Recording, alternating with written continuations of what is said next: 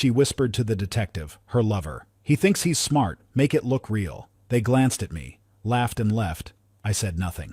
That night, I backed up the footage. 17 days later, her sister found a hidden camera file. The $60 million defense contract was just the beginning. After 15 years of grinding, Holloway Dynamics had finally broken through. The Pentagon doesn't just hand out that kind of money to anyone. They needed the best, and they found it in my mechanical engineering designs I should have been celebrating. Instead, I was watching my life crack apart, one hairline fracture at a time. Our house in suburban Oregon looked perfect from the outside. 2 stories of tasteful architecture with a 3-car garage and security systems I'd designed myself. The neighbors called it the showpiece of Evergreen Heights. They didn't know it was becoming a stage for the most elaborate deception I'd ever witnessed. Marla and I had been married for 8 years. With her communications degree and minor in theater, she'd always been the charming counterpart to my analytical nature. Organizing charity galas, schmoozing potential clients, playing the supportive wife. The local business journal even did a feature on us 6 months ago, The Perfect Formula, how Victor Holloway built an empire while maintaining an ideal family life. The twins. Calvin and Ellie completed our picture 6 years old, enrolled in the best private school money could buy, frighteningly intelligent for their age. I first noticed the changes about 3 months ago. Small things that my engineer's mind couldn't help cataloging: Marla coming home late always with some flimsy excuse about charity committee meetings or fundraiser planning sessions. The expensive lingerie deliveries she'd quickly hide away. The way she'd turn her back when texting, angling her phone away from my line of sight. Password changes on her devices. Most telling, she stopped making eye contact during conversations. Her gaze always drifting slightly past my shoulder. I should have confronted her immediately, but patterns need data points. So I observed, documented, waited. Then came that Saturday night over dinner. I absent-mindedly picked up what I thought was my phone from the counter. The screen lit up with a message notification. "I can't stop thinking about you. When can I see you again? Jordan." Marla snatched it back with uncharacteristic speed. "That's just Jordan from accounting," she said with a dismissive laugh. "He's helping me coordinate that fundraiser for the police department." I nodded, said nothing, but filed away every micro-expression that crossed her face. The slight flush, the defensive posture, the way her eyes darted to the exit before settling back on me. To the outside world, nothing changed. We still drove the twins to school together, attended parent-teacher conferences, posed for photos at charity events. But my mind had shifted into analytical mode, breaking down each of Marla's movements like a mechanical system failure. I started logging her departure times, the outfits she chose, her makeup patterns, the time frame between when she claimed she'd leave and when her rideshare app would show a pickup. The inconsistencies multiplied. One night she claimed she was attending a formal charity dinner, but returned at 1 a.m. with wine stains on her dress, disheveled hair, and red-rimmed eyes. Either she'd been crying, or she was putting on a performance. Then came that Wednesday morning. Marla insisted on driving the twins to school herself, breaking our usual routine where I'd handle drop-offs since I often worked late.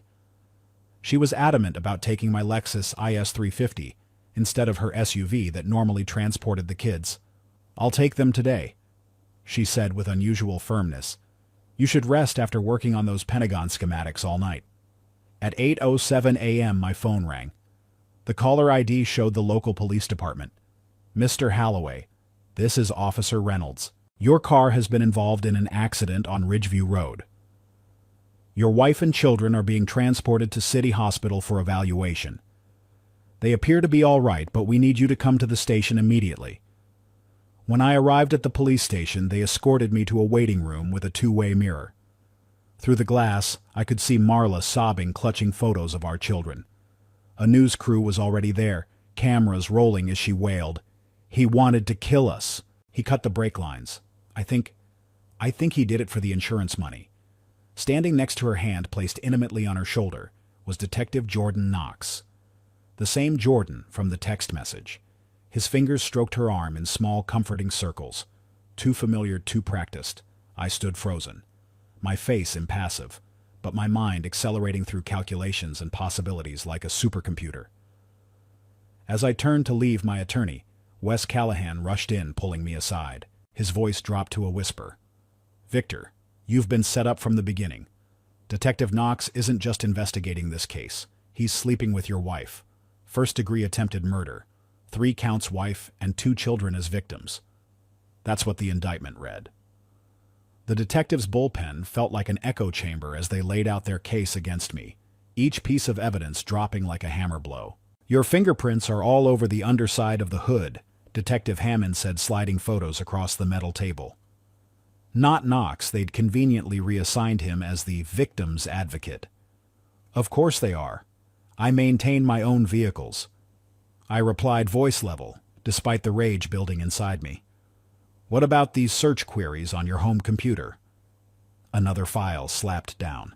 Brake line failures. How to stage car accidents. Undetectable methods to cut brake lines. All searched from your IP address in the past 2 weeks. I stared at printouts of searches I'd never made. Wes placed a restraining hand on my arm. And while your company just landed that Pentagon contract, Hammond continued, Detective Knox has uncovered financial records indicating Halloway Dynamics is facing bankruptcy proceedings within 30 days. The fabrication was elegant. Perfect. Marla had even upgraded our insurance policies 6 months earlier, a combined value of over $2 million. For peace of mind, she'd said, since you're working on sensitive defense projects. Wes and I spent hours breaking down their trap after my initial interview.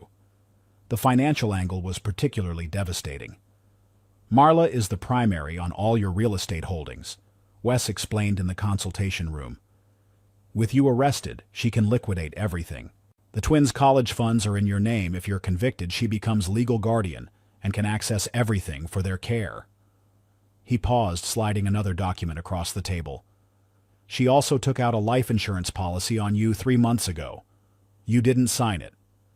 She forged your signature. I didn't make those searches. Wes, my home computer isn't password protected. Anyone could have used it. Knox spent 3 years in cybercrime before transferring to homicide. Wes replied grimly, he knows how to plant digital evidence better than most hackers. We hired an independent investigator who discovered a keylogger installed on my home system. It had been harvesting passwords and automatically logging in during night hours for weeks. The first real break came from an unexpected source. My sister Melody was granted permission to visit Calvin and Ellie at my former sister-in-law's house. What she learned changed everything. Uncle Victor didn't do anything bad. Calvin had told her, his 6-year-old face intense with concentration. The night before the accident, I heard Mom talking to someone in the garage.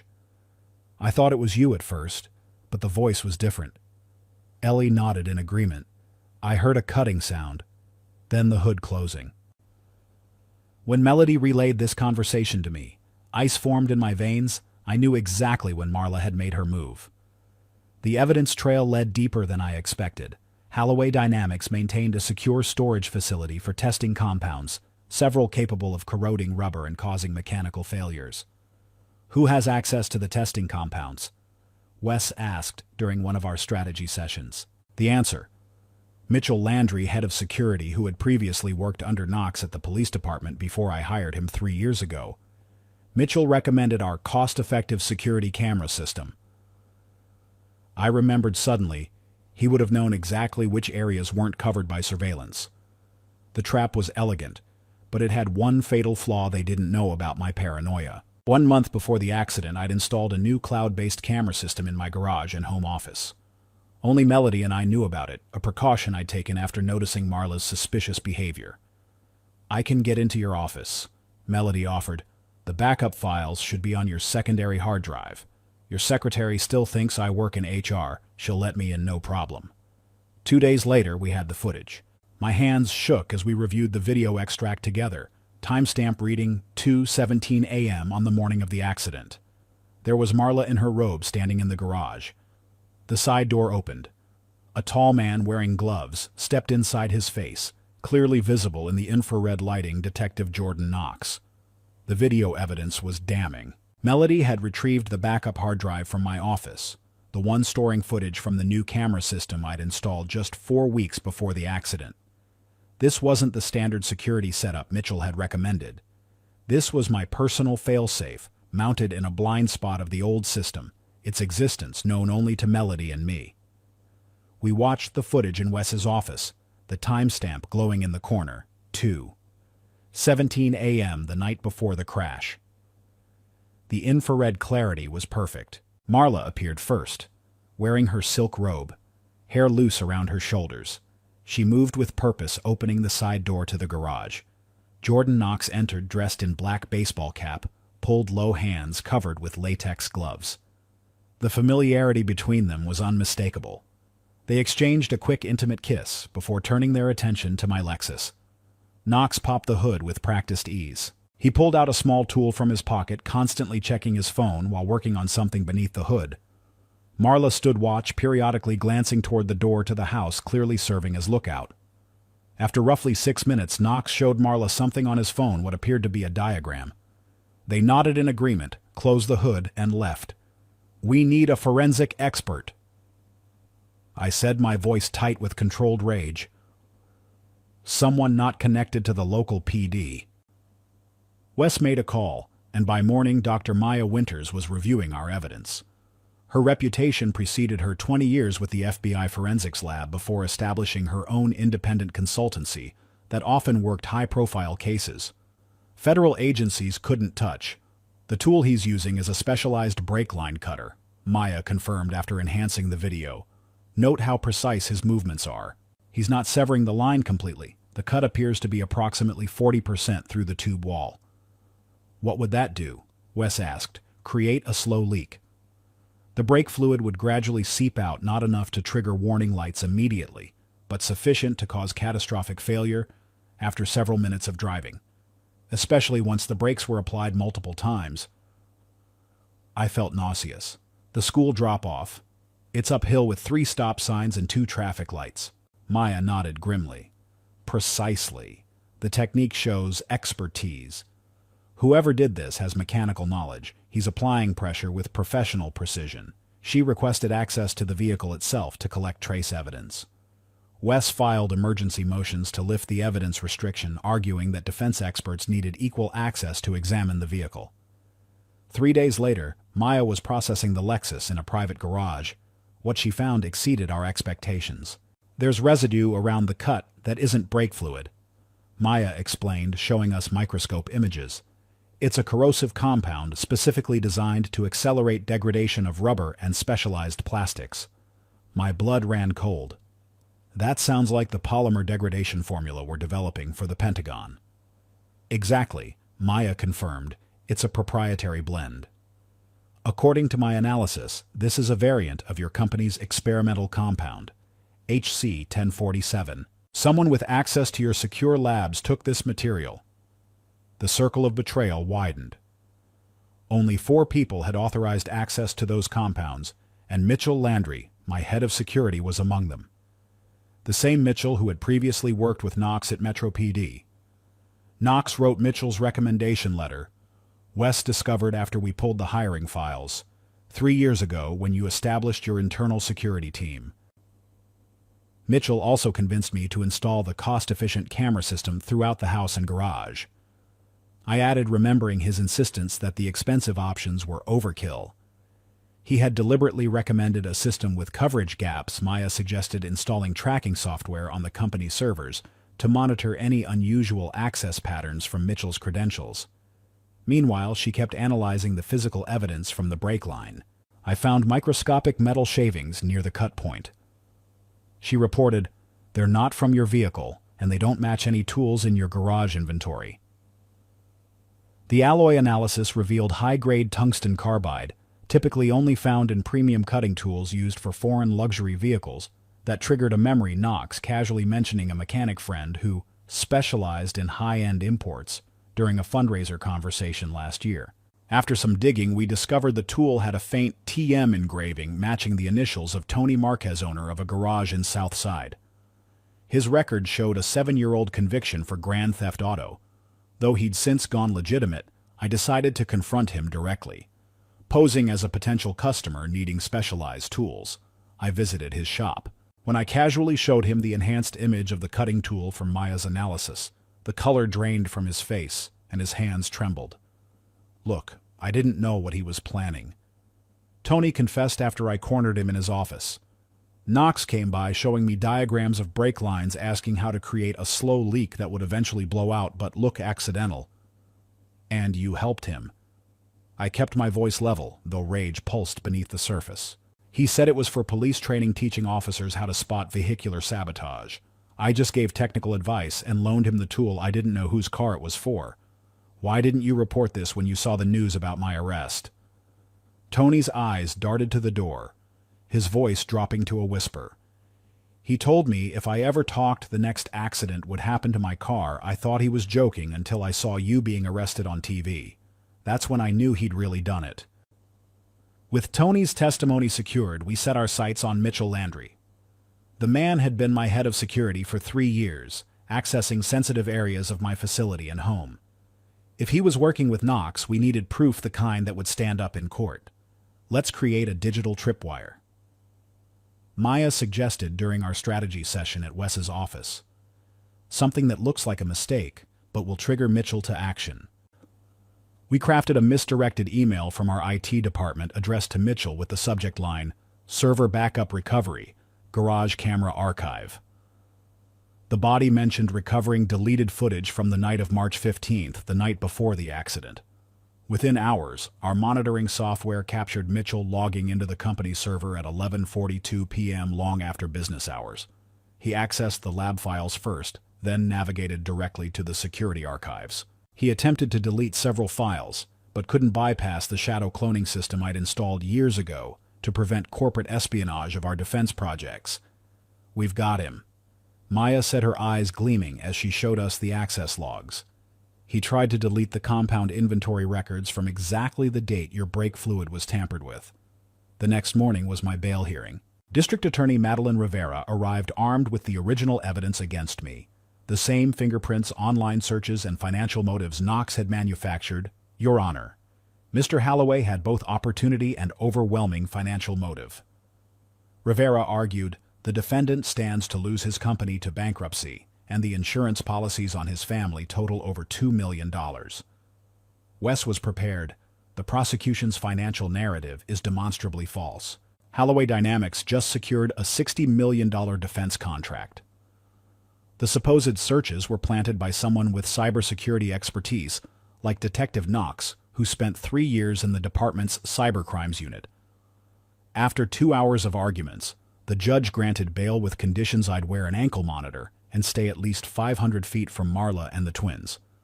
It wasn't ideal, but I was free to continue building my case. Wes immediately filed a civil suit against Knox Mitchell and the police department. We attached all our evidence. The garage security footage showing Knox tampering with my car, Tony's sworn statement about the brake line sabotage, the trace evidence of the proprietary compound and server logs showing Mitchell's attempted cover-up. The judge accepted our petition to expand the criminal investigation to include our counter-evidence. What happened next surpassed our expectations. Officer Tyler Jenkins contacted Wes privately requesting a meeting. Jenkins had been first on the scene at the accident. Knox told me to patrol near Ridgeview Road that morning. Jenkins confessed at a coffee shop far from the precinct, said there might be trouble but didn't explain further. That's not standard procedure. We don't typically assign specific patrol routes like that. Jenkins hesitated, then continued. When I arrived at the scene, Mrs. Holloway was odd, like she was reciting from a script. My husband tampered with the brakes, and he's been facing financial trouble, and he increased our insurance. It felt rehearsed. The next day, a groundskeeper named Carlos Menendez approached us with cell phone photos taken the morning of the accident. They clearly showed Marla and Knox standing together by the guardrail at Ridgeview Road at 7:15 a.m., nearly an hour before the accident occurred. I was clearing brush when I saw them, Carlos explained. They were pointing at the road discussing something. The detective kept checking his watch. I thought nothing of it until I saw the news. The evidence snowballed. When Mitchell was called to testify about the server logs, Wes confronted him with the damning trail of digital breadcrumbs. Mr. Landry, can you explain why you attempted to delete security footage from Mr. Holloway's garage on the night of April 3rd, 2 weeks after his arrest? Mitchell's lawyer whispered to him, then announced, "My client invokes his Fifth Amendment right against self-incrimination." The courtroom erupted in murmurs. You could see realization dawn on every juror's face. An innocent man doesn't refuse to answer that question. The media caught wind of our counter-narrative. Investigative reporters began digging into Knox's case history and found at least 3 previous cases with alarming similarities. Spouses accused of vehicular tampering for insurance money, all losing substantial assets after conviction or plea deals. DA Rivera realized her case was crumbling. She requested a private meeting with Wes and me. "I'll offer a deal." She said her demeanor significantly cooled from her previous prosecutorial zeal. "We drop all charges against you. In exchange, you withdraw the civil suit Marla walks with probation, and Knox faces reduced charges for evidence tampering. I didn't even need to consider it. I'm not interested in peace. Miss Rivera, I want justice. Mr. Holloway, you need to understand. No, you need to understand. My wife and her detective lover tried to kill me and my children for money. There will be no deals." As the hearing adjourned for lunch, I watched Marla slip out the courtroom's back door phone already pressed to her ear. Her posture was tense, urgent, not that of someone whose case was falling apart, but of someone executing a contingency plan. "She's still got one more card to play," I said, my voice ice cold as Wes followed my gaze. Mitchell's courtroom refusal to testify only confirmed our suspicions. Now we needed to dig deeper to uncover the full extent of his partnership with Knox. Maya and I designed a more sophisticated trap. This one baited with irresistible information. We sent Mitchell an email containing an attachment labeled "Camera, Backup, Complete Zip" that actually concealed sophisticated tracking software. The message was simple. "I have the full version. Call me if you want to negotiate." No signature, just a throwaway email address that would forward to Maya's secure system. Mitchell took the bait. At 3:17 a.m., our monitoring software pinged as he logged into the company VPN from an external location. He accessed several secure servers, frantically attempting to delete files connecting him to Knox, particularly the proprietary compound inventory records. "Got him," Maya whispered, as we watched the activity logs populate in real time. "And look at this. The geolocation data shows he's accessing from the Econo Lodge on Highway 16. I immediately recognized the significance. That's where Knox stays when he's working late cases. It's in his department expense reports.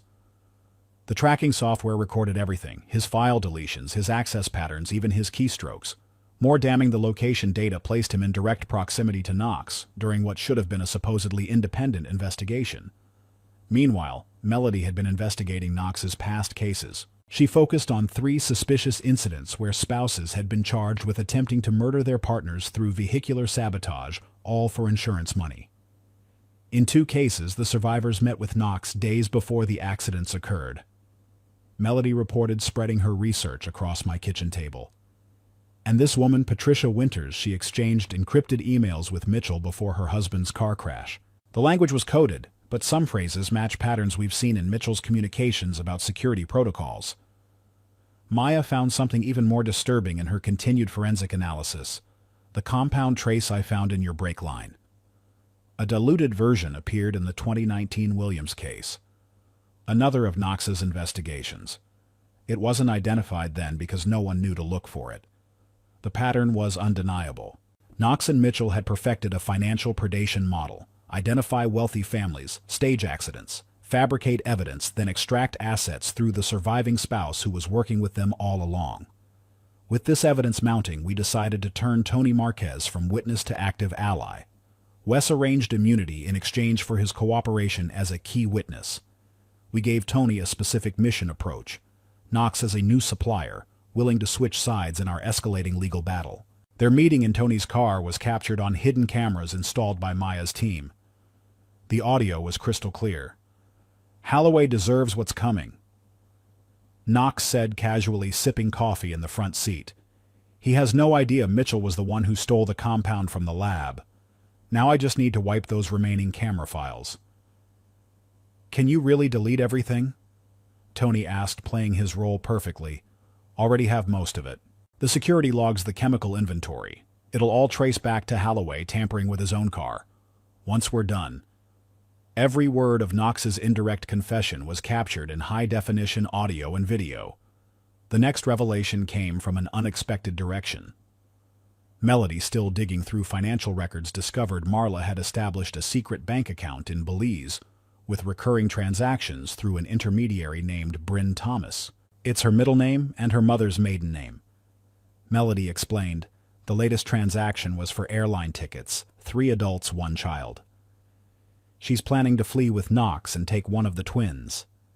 Further investigation revealed Marla had filed for full custody of Calvin and Ellie, claiming I presented a psychological danger to the children following my mental break that led to the accident. She wants my children. I said, my voice eerily calm, despite the rage building inside me. Not just my money, my children. We moved quickly to close the net. Wes filed emergency motions to suspend all of Marla's parental rights and demanded independent psychological evaluations. Maya finalized her comprehensive forensic report detailing Knox's investigative misconduct, Mitchell's unauthorized access, and Marla's elaborate fraud scheme. The court granted our request to admit the undercover recording of Knox's confession, the satellite location data placing Mitchell at the motel, and Maya's complete compound analysis. Our once defensive position had transformed into an overwhelming prosecutorial case. We were prepared for every contingency except one. That evening, as I reviewed our court filings for the next day, my phone buzzed with a text from an unknown number. If you don't back off, Calvin will get hurt. This is not a bluff. I stared at the screen. My fist clenching so tightly, my knuckles turned white. They'd threatened my company, my reputation, my freedom. But this crossed the final line. Wrong move. I whispered to the empty room. I'm not the one who's going to stop. The anonymous threat against Calvin only strengthened my resolve. The next morning, every major news outlet in Oregon ran variations of the same headline. Justice System Shockwave, Detective and Victim's Wife Allegedly Conspired in Murder Plot. The court granted our petition for a comprehensive trial review, and the case that had once seemed ironclad against me was now crumbling by the hour. One by one, our witnesses took the stand. Tony Marquez detailed his interactions with Knox, describing exactly how the detective had requested specialized tools to create a perfect accident. Carlos Menendez presented his photos showing Marla and Knox at the crash site before the incident occurred. Officer Tyler Jenkins testified about Knox's unusual instruction to patrol Ridgeview Road that morning, and Marla's rehearsed-sounding statements at the scene. The courtroom fell silent when Mitchell Landry was called to testify. No longer protected by his Fifth Amendment shield in the face of overwhelming evidence. He sat rigid in the witness chair, sweat beading on his forehead, as Wes methodically laid out the digital trail connecting him to Knox and the sabotage. After 5 excruciating minutes of silence, Mitchell's attorney leaned over and whispered something. Mitchell nodded, then cleared his throat. I'd like to make a statement, he said, voice barely audible, in exchange for consideration in sentencing. The judge granted conditional approval, and what followed exceeded even our expectations. It started with Marla. Mitchell revealed, his eyes fixed on the floor. She approached me, first offering a cut of the insurance money if I helped Knox access Victor's computers. According to Mitchell, the plan evolved over several months. Knox had personally directed the brake line sabotage using mechanical diagrams obtained from internal company technical specifications. The most chilling revelation came next. Marla suggested eliminating all 3, Victor and both children, to create what she called the perfect victim narrative, Mitchell said, causing audible gasps throughout the courtroom. Knox vetoed that part. He said the kids would be legal tools for money distribution if they survived while Victor went to prison. A stunned silence fell over the courtroom. Even hardened reporters looked pale at this disclosure. I gripped the edge of the table, knuckles white, as I processed the full scope of Marla's betrayal. When Marla took the stand, Wes was merciless. He presented the photographs, placing her at the scene before the accident. He traced the fake emails, the Belize account, the suspicious custody petition, and this, Wes said, playing the audio of Knox speaking to Tony, is what your co-conspirator thinks of you, Mrs. Holloway. Knox's voice filled the courtroom. She's nothing but a third-rate actress, but at least she knows when to keep her mouth shut. Marla's composure shattered. She lunged toward the prosecutor's table, screaming incoherently about how I deserved it and how I never appreciated what she sacrificed. Court officers restrained and removed her as the judge called for order. 3 weeks later, the verdicts came down. I was fully exonerated on all 3 attempted murder charges. Marla received 20 years for conspiracy to commit murder insurance fraud and child endangerment. Knox received 30 years with no possibility of parole. His badge permanently revoked. Mitchell Landry got 8 years reduced from 15 for his cooperation. The court granted me full custody of Calvin and Ellie. All assets hidden in Marla's name were seized and returned. The nightmare was officially over. 6 months later, life had begun to rebuild from the ashes. Holloway Dynamics secured a new defense contract worth $100 million, larger than anything we'd handled before I established a scholarship foundation named after my mother, who had died of cancer when I was young. Melody opened her own investigation firm specializing in wrongful accusation cases. Tony Marquez, with a small investment from me, expanded his garage into a regional chain that eventually became the primary maintenance provider for state government vehicles. Tyler Jenkins ran for city police chief on a platform of departmental reform and won with overwhelming support. 15 years passed in what seemed like both an eternity and an instant.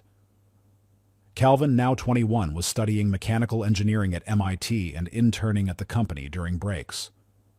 Ellie, his twin, was pursuing her PhD in psychology at Stanford, focusing on the impact of parental betrayal on personality development. Marla wrote letters from prison asking to see them. Ellie refused outright. Calvin visited once, displaying neither tears nor anger, simply telling her, "You're a stranger wearing my mother's blood." I declined all contact. On a clear autumn evening, 20 years after the attempt on my life, I stood in my office on the top floor of the Holloway Dynamics headquarters, looking out over the city skyline. Everything I had nearly lost was now recovered, tenfold, rebuilt by my own hands. The past couldn't be erased, but I had transformed it into the foundation for a future stronger than I could have imagined in my previous life. The twins had grown into remarkable adults. The company had revolutionized defense engineering, and I had found a strange peace in knowing I had faced the worst betrayal possible and survived. I turned away from the window back to the engineering blueprints on my desk, another Pentagon project that would secure jobs for hundreds of employees. She tried to build the perfect frame, I murmured to myself, but she chose the wrong person to trap. I didn't just break out of it. I shattered it completely and rebuilt according to my own design.